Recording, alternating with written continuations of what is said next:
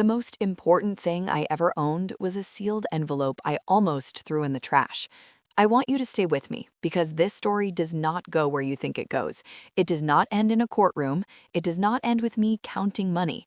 It ends with me standing in a hospital hallway at 2 in the morning, holding my brother's hand, the same brother who had spent 6 months trying to destroy me, and finally understanding what my grandfather was trying to teach us all along. But I'm getting ahead of myself. Let me start where it actually started, not with the billions, with a Tuesday night, a broken radiator, and a phone call that split my life into before and after. My name is Elena Voss. I am 26 years old, and before any of this happened, I was invisible. Not the dramatic kind of invisible, not tragic, just ordinary invisible. The kind where you walk into a room and people's eyes slide right past you to the person behind you. I was 26. I worked as a data entry clerk for a mid-sized insurance company in Columbus, Ohio. I made $32,000 a year. I drove a 2009 Honda Civic with a crack in the passenger mirror that I kept meaning to fix and never did. My apartment was on the third floor of a building that smelled faintly of someone else's cooking at all times. I had two plants. One was thriving, one was not. I kept both because I am the kind of person who does not give up on things easily, even when logic says she should. I was not unhappy. That is the thing people always get wrong about quiet lives. They assumed sadness, but I had built something small and real and mine, and most days that felt like enough. Most days. My family was a different matter entirely. My father, Robert Voss, had spent his entire career as a financial advisor to wealthy clients, which meant he was very good at managing other people's money and very poor at managing his own ego. He wore the same three expressions: satisfaction, disappointment, and a smile he deployed at dinner parties that never quite reached his eyes. My mother, Catherine, was the kind of woman who remembered every slight ever done to her and forgot every kindness she had failed to offer. She kept a mental ledger. Deposits were rare, withdrawals were frequent. I had been overdrawn since approximately age 11. And then there was my brother, James. James was 30. James was handsome in the way that opened doors before he even spoke. James had worked at our grandfather's company for 3 years, knew the right people, wore the right suits, said the right things at the right moments. James was the one our parents mentioned first when anyone asked how many children they had. I was the pause that came after. The thing about my family is that they were not monsters. That would have been simpler. Monsters you can leave cleanly. My family loved me the way people love a painting they hang in the hallway. Present, acknowledged, never quite looked at directly. And the only person who ever truly looked at me was my grandfather, Thomas Voss, 81 years old, built like someone had carved him from the kind of wood that does not splinter. He had started his company, a logistics and real estate empire, from a single truck and a loan from a church friend in 1971. 53 years later, it was worth $8 billion. He wore the same watch for 40 years. He drove himself to the grocery store. He called me every Sunday at 11 in the morning, and if I missed the call, he called again at 11:15 and then at 11:30 and did not stop until I answered. We played chess over video call on Thursday evenings, which sounds lonely but was actually the best part of my week. He told me once, moving his bishop across the screen, "Elena, the difference between people who build things and people who take things is simple. Builders are comfortable with patience. Takers cannot stand it." I did not know then that he was describing his own children. I did not know he was preparing me. It was a Tuesday in November. My radiator had stopped working 2 days before, and I had draped blankets over my shoulders like a cape and was eating soup directly from the pot on the stove because it was easier than dirtying a bowl. My phone rang at 9:47 p.m. Unknown number. I almost did not answer. Almost. "Miss Voss?" The voice was official, measured. "This is Nurse Holloway at St. Francis Medical Center. Your grandfather, Thomas Voss, was brought in this evening. He collapsed at home. I'm so sorry to tell you, he passed away at 9:23. The pot of soup kept steaming. The blanket slipped from my shoulder. The crack in my passenger mirror that I kept meaning to fix flashed through my mind for absolutely no reason, the way the brain grabs at small things when it cannot hold the large ones. He passed away at 9:23. My grandfather had called me that Sunday at 11. He had beaten me in chess on Thursday. He had said before hanging up, "Same time next week, kiddo," with that particular firmness that always sounded like a promise. He was not supposed to be gone by Tuesday. I called my father. His first question was not how or when or are you okay? His first question was there anyone with him when it happened? I understood later what he was really asking. He was asking whether there had been time for last-minute conversations, last-minute changes. I did not understand that yet. That night, I drove 3 hours to my parents' house because I did not want to be alone in my cold apartment with my one thriving plant and my one dying one, and the ghost of 11 a.m. Sunday phone calls.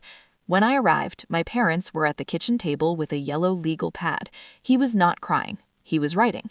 The letter from the estate attorney arrived 8 days after the funeral. It was formal, embossed, precise. The heirs and interested parties of Thomas Voss are requested to attend the reading of his last will and testament at the offices of Garrett and Associates. I almost did not go, not because I expected nothing. I had made peace with nothing. My grandfather had 4 children, 11 grandchildren, decades of business relationships. Whatever he left would be divided among a complicated map of people. My share, if any, would be small, a keepsake, a sum, something to remember him by. But I went because his name was on that letter, and wherever his name was, I wanted to be. The offices of Garrett and Associates occupied the 9th floor of a glass building downtown, floor-to-ceiling windows. Real leather chairs, the kind of room that had been designed to communicate that important things happened here. My family was already assembled when I arrived. My father sat at the center of the table, yellow legal pad in front of him, pen uncapped. My mother sat to his right, pearls, posture, perfume. James lounged on his father's left, jacket open, one arm slung over the back of his chair, and the expression of a man who already knows the ending of a film. Several aunts and uncles occupied the remaining chairs, various cousins I recognized by face but not always by name. When I stepped through the door, James looked up. He smiled. It was the smile he used when he felt sorry for someone and did not want them to know it. I sat at the far end of the table. The attorney, a lean man named Gerald Garrett, silver-haired, reading glasses on a chain, waited until the room settled. Then he opened a leather portfolio and removed a document that was, by the look of it, considerably longer than anyone had expected. He cleared his throat. I, Thomas Edward Voss, being of sound mind and body, hereby declare this my final will and testament, updated and notarized 14 months prior to the date of my passing. My father's pen was already moving. To my son Robert and his wife Catherine, I leave the Lake Erie property and a cash settlement of $1 million in recognition of the support they provided during the early years of my business. My father's pen stopped. $1 million against $8 billion. He kept his face still, but I saw his jaw tighten by 1 precise degree. To my son Michael, my daughter Patricia, and my daughter Susan, I leave individual settlements as outlined in Schedule A attached. The aunts and uncles exchanged glances. To my grandson James, I leave a 5-year guaranteed senior position at Voss Logistics with full compensation in recognition of his genuine contributions to the company's operations. James's arm came off the back of the chair. His face went through 3 expressions in 2 seconds. Gerald Garrett removed his glasses, cleaned them, replaced them. And to my granddaughter, Elena Marie Voss, the room had been quiet before. Now it was a different kind of quiet, the kind with weight. I leave the entirety of my estate, all financial holdings, all real property, all company shares, all investment portfolios, and all personal assets. The total value of this estate is approximately $8 billion. It is my explicit instruction that Elena assume full and sole control, with no trustee oversight, no family management, and no conditions attached. She is to have complete authority effective immediately. The room did not erupt the way you might imagine.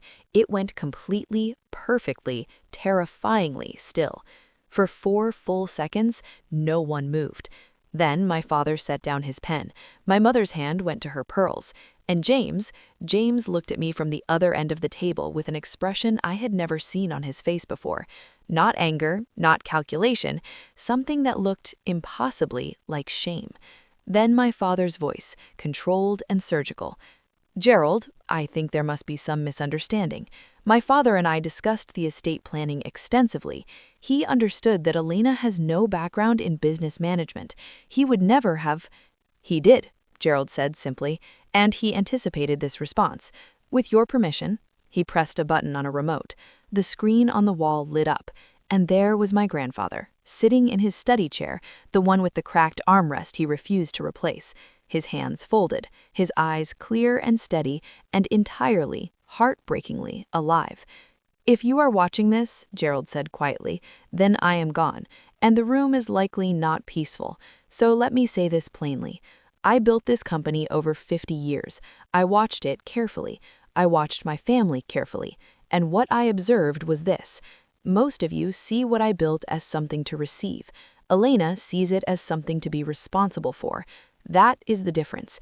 It is the only difference that matters. Elena has never asked me for anything. She calls because she wants to talk to me, not because she needs something from me. She has built a small life with her own hands, and she has never once implied she deserved a larger one. That is exactly why she does." He paused.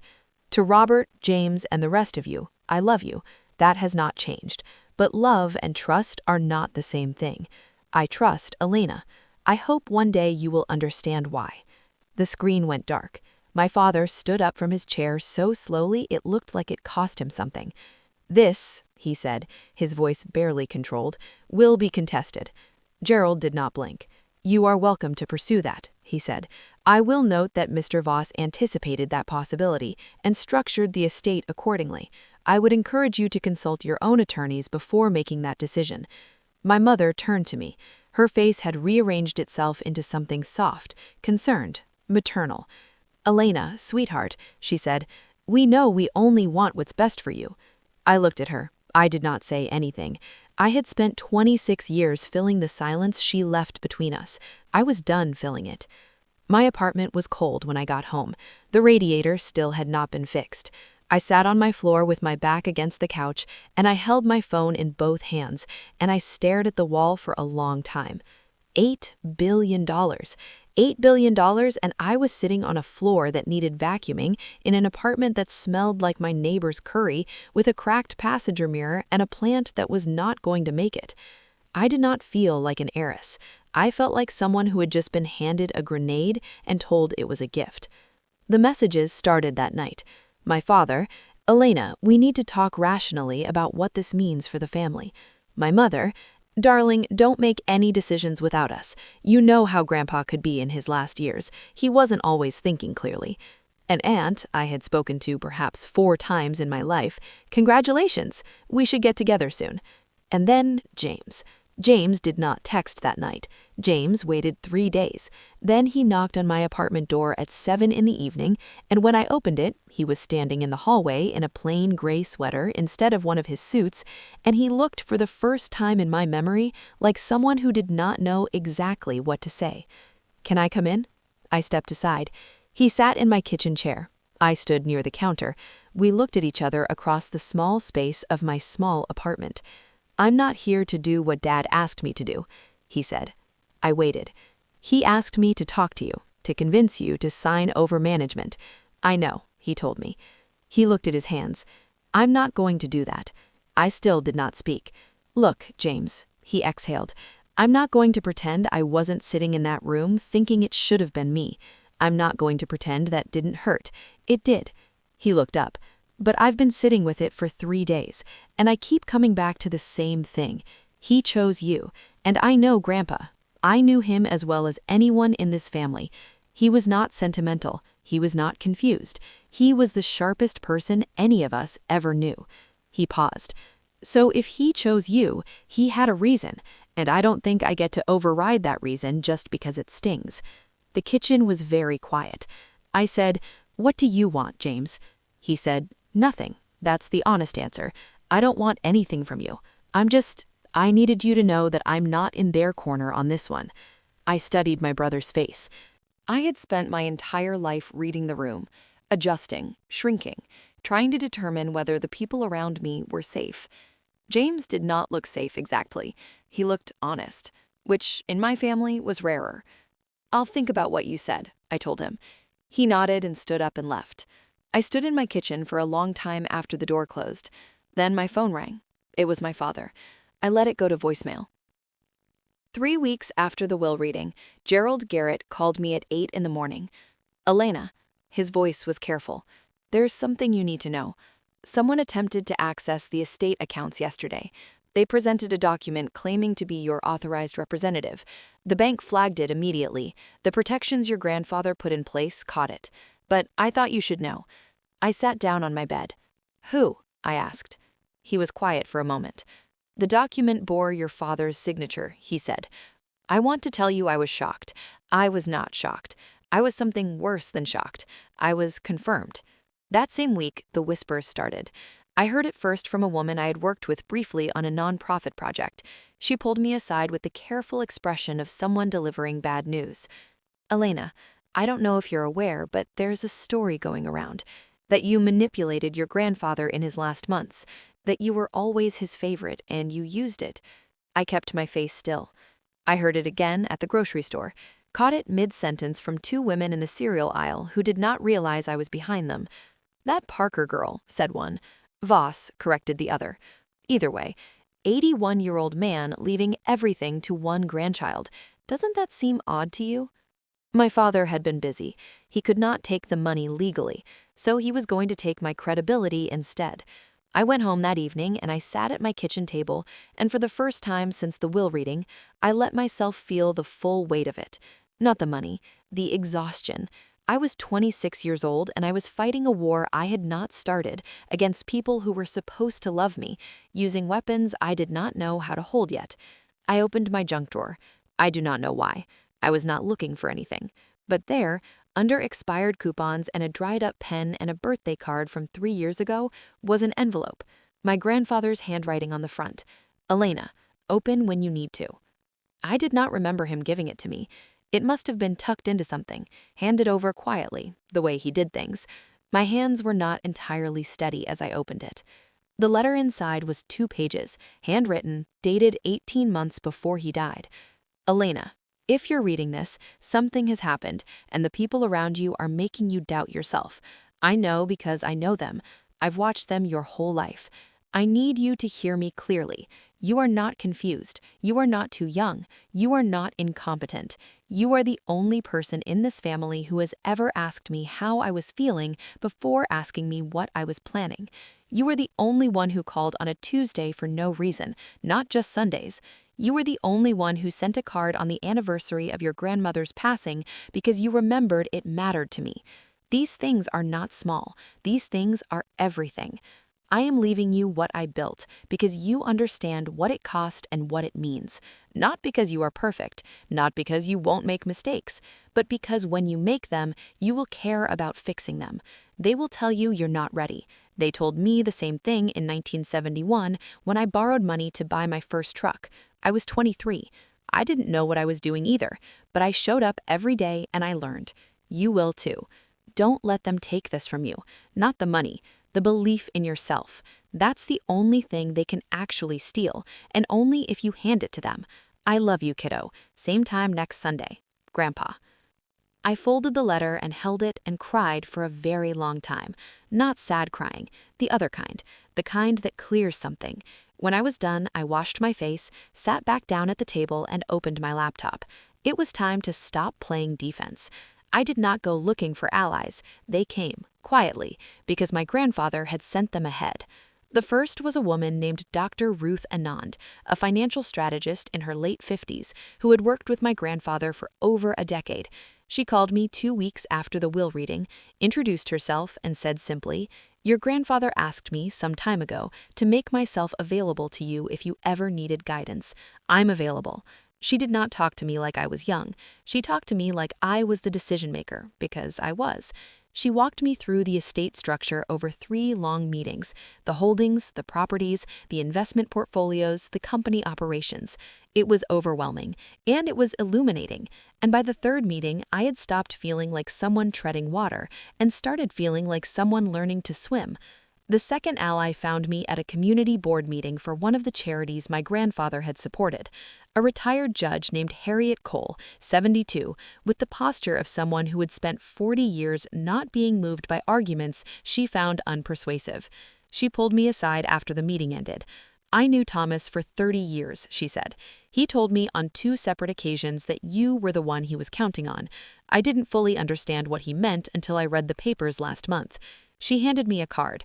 "I'm not practicing anymore, but I still know everyone in this city who matters legally. If your family escalates, call me first." The 3rd arrived in the form of an envelope from Gerald Garrett. Inside were documents I had never seen: a secondary legal memorandum, separate from the will, that my grandfather had filed with 3 different law firms 18 months before he died. I sat at my kitchen table and read it 3 times.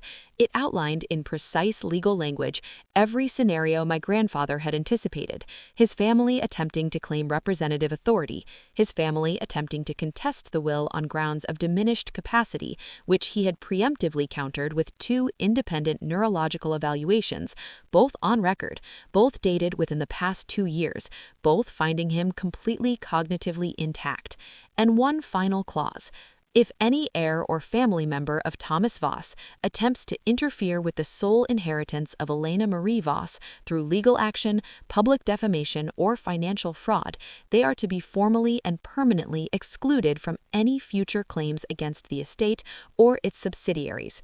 My father's attempt at the bank had been documented. He had already triggered the clause. He just did not know it yet. I called Gerald. He already knew what I was calling about. He said, "Your grandfather was thorough." He said, and I'm quoting from my notes here, "The people who come for Elena will think they're playing chess. Make sure she's already in the endgame." I sat with that for a moment. "Same time next Sunday, kiddo." He had been preparing me for years. I just had not known it was preparation. My father filed the petition on a Wednesday morning. Incompetence, incapacity, undue influence. The legal language was precise and cold, and felt like being described by someone who had never met you. Gerald called me within the hour. Harriet Cole called me 20 minutes after that. "Let them," Harriet said. "Let them put it all in front of a judge, because everything they're going to claim, your grandfather already answered. They're walking into a room where the furniture has been arranged against them and they don't know it yet." The hearing was set for 3 weeks out. In those 3 weeks, I did not hide. That was the thing I had always done: shrunk, made myself smaller than the space I was taking up, so no one would have reason to look too closely and find me wanting. I was done with that.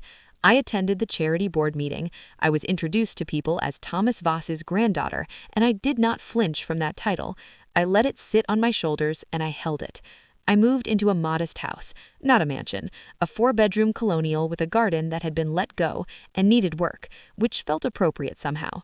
The night before I moved in, I stood in the empty living room with the lights off and the street light coming through the curtains, and I said out loud to nobody, "This is mine. No one is taking this." I sounded ridiculous. I felt completely certain. On the morning of the hearing, I wore a charcoal gray blazer and no jewelry and flat shoes, because I was not interested in performing wealth. I was interested in being believed. My family arrived together: my father, my mother, James. He was in a navy suit, jaw set, eyes forward. He did not look at my parents, he did not look at me, until he sat down, and then he looked at me for exactly 1 second and gave me a nod so small I almost missed it. It landed anyway. Their attorney stood and delivered a practiced performance. "Your Honor, my clients are gravely concerned. Their daughter, though well-intentioned, has no experience managing assets of this magnitude. Her grandfather, in his final years, showed increasing signs of emotional dependence on this particular grandchild." Harriet, sitting beside me as a witness and advisor, made a small sound under her breath that was almost, but not quite, a laugh. Then our attorney stood. His name was Philip Reyes, and he was 38 years old, and he spoke the way surgeons work: cleanly, precisely, without one unnecessary movement. "Your Honor," he said, Every claim the petitioners have made this morning was anticipated by Thomas Voss and answered in writing, on record, with legal counsel and independent medical verification.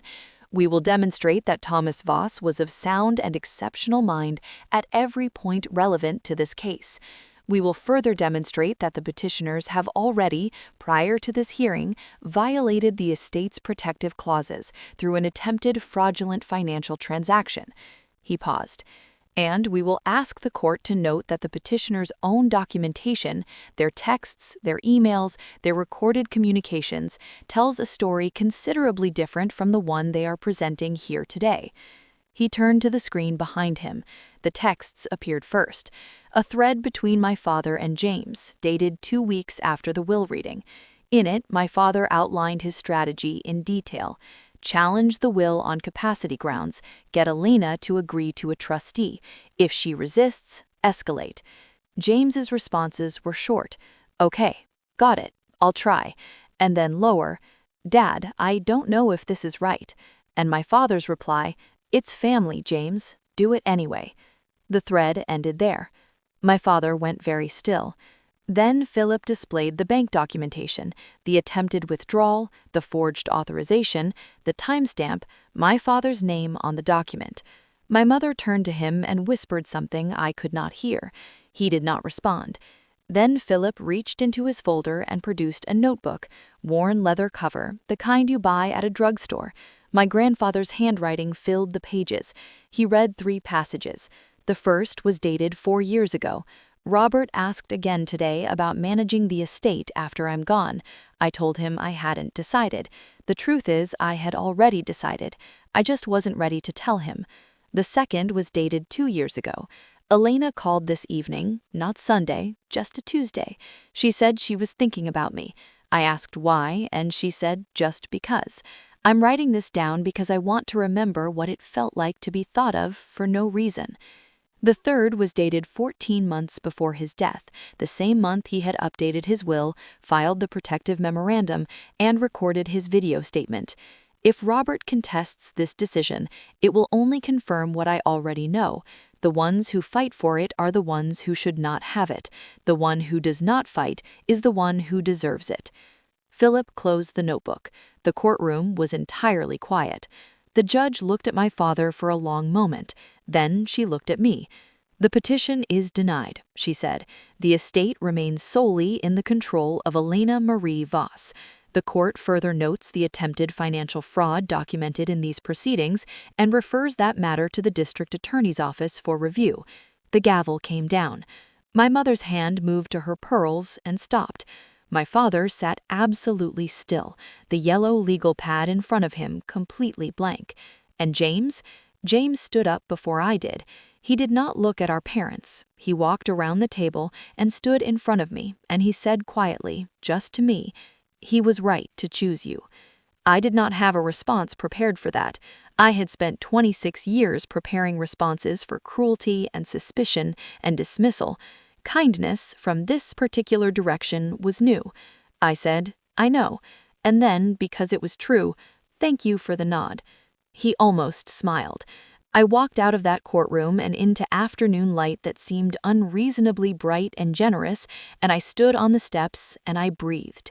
This is the part I did not see coming. 3 months after the hearing, I was at home on a Thursday evening, the laptop open, working through property assessments with Dr. Anand over a video call, when my phone lit up with a number I had not expected. James. I answered. His voice was wrong. Thin, fast, stripped of the control he usually carried. Elena, I'm at St. Francis. You need to come. I was already standing. What happened? He exhaled. Dad had a heart attack this evening. It's not good. Mom is here. He stopped. He said, she's asking for you. I stood in my kitchen for a moment. $8 billion and a courtroom victory and a grandfather's love and a house that was mine, and I stood in my kitchen and felt 20 years fall away, and I was a kid again, standing at the edge of a family that never quite let me in. My mother was asking for me. I drove to St. Francis. The waiting room smelled like hospitals always do, like disinfectant and held breath. James was in the corner, Jacket off, sleeves rolled up, looking like a version of himself I had never seen before.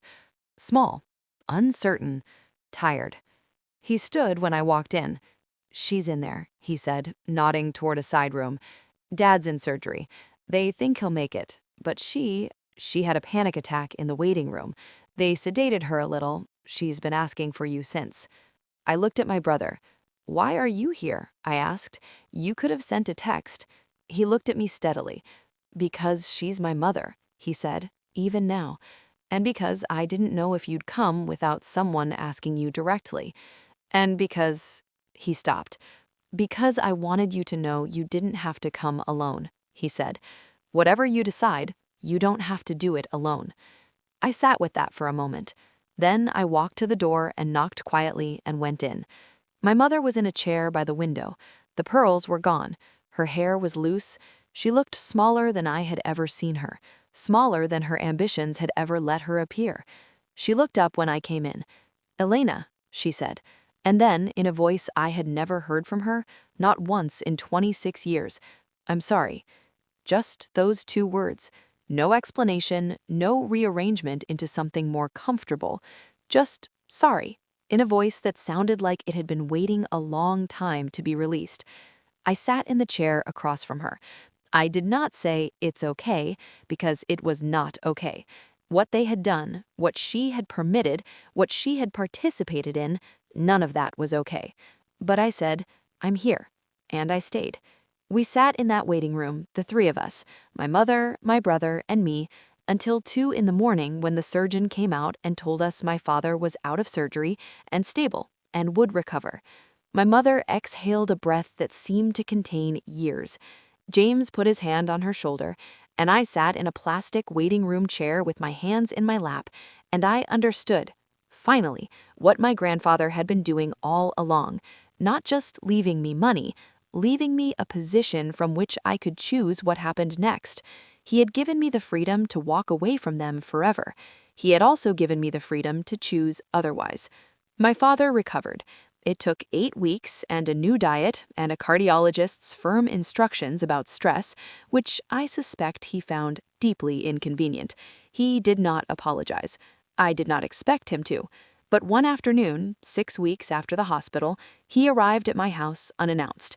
I answered the door, and he stood on my porch in a plain jacket without his cufflinks, and he looked at my house for a moment. And then he looked at me. He said, "You kept the garden." I had been working on it. I said, "Yes." He said, "Your grandmother used to garden."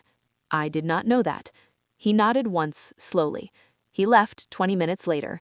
It was not forgiveness. It was not reconciliation. It was something smaller and more honest, an acknowledgement that I existed, that I had built something, that I was standing on ground that was mine. It was enough, for now. James and I have dinner every other Sunday. He is working at the company still, in the position my grandfather designated for him, and he is good at it. We talk about the operations, about the people who work there, about decisions coming up that I want his read on. He gives opinions without agendas. It turns out that is rarer than it sounds. The Voss Foundation launched in the spring. We fund education initiatives, classroom grants, teacher development programs, scholarships for first-generation college students. At the launch event, a teacher from a school in rural Ohio told me her students had never had new books before. She said it so plainly, like a fact about the weather. I stood there in the auditorium and thought about my grandfather saying, "What do you want this money to mean?" I think I'm starting to understand. I drove to the cemetery on a Sunday morning in April. The light was that particular pale gold that only exists in early spring, when everything is trying again. I brought a coffee for myself because it felt strange to show up empty-handed, and I did not know what else to bring. I sat in the grass beside his headstone, which is plain and reads, Thomas Edward Voss. He showed up. I told him about the foundation. I told him about James and about the dinner we had last week, where he laughed so hard at something stupid I said that he knocked over his water glass. I told him about my father standing on my porch looking at the garden. And then I told him something I had not told anyone else. I told him that some mornings I still reach for my phone at 11 a.m., expecting it to ring, And that some mornings, when the light comes through my kitchen window at a particular angle and my coffee is the right temperature and both plants are doing well, yes, both of them now, the struggling one finally turned a corner, I feel something so close to okay that I cannot find the difference. He didn't say anything back, obviously, but the wind moved through the new leaves on the old oak trees, and it sounded, if you were willing to hear it that way, like someone saying, "Same time next Sunday, kiddo." I drove home with the windows down. Somewhere behind me, $8 billion sat in accounts and properties and portfolios and company holdings, all of it real, all of it mine, all of it waiting to be used carefully and well. But that was not what I was thinking about on the drive home. I was thinking about a letter in my kitchen drawer. 2 pages, handwritten. Same time next Sunday. I was thinking about my grandfather who built a truck company from nothing in 1971 because he was patient and he showed up every day and he learned.